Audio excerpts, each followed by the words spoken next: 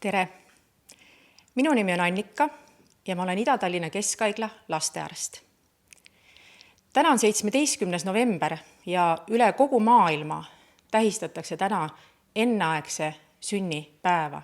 Meie Keskhaiglas on väga tore traditsioon juba 6 või 7 aastat, kus me teeme naistekliiniku väärikatel treppidel ühe vägeva kontserti Vanalinna hariduskolleegiumi lastega.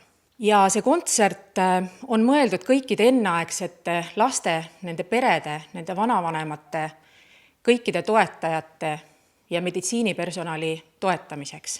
Kuigi sel aastal on kõik teistmoodi, aga me ei loobu muusika tegemisest sellel tähtsal päeval. Ja selleks on väga lihtne põhjus. Muusika on kõikide meie jaoks kas suuremal või vähemal määral väga positiivse toimega. Aga väga vähesed teavad seda, et tegelikult on ka uuritud muusika mõju enneaegse lapse aju arengule.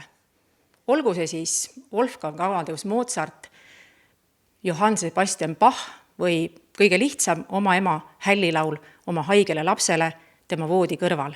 Meil on täna Vanalinna hariduskolleegiumi keelpilliorkestriga selle päeva puhul edasi anda üks väga soe mõte. Kadri. Tere, mina olen Kadri ja ka mina sündisin siia ilma enneaegsena. Aga täna ma olen ikkagi siin ja me mängime kõik koos siis kõikide laste, vanemate, vanavanemate toetuseks.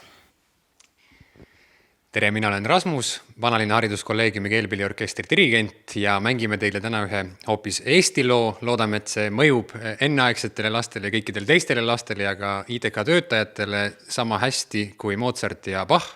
Selleks looks on Tõnu Kõrvitsa Puudutus.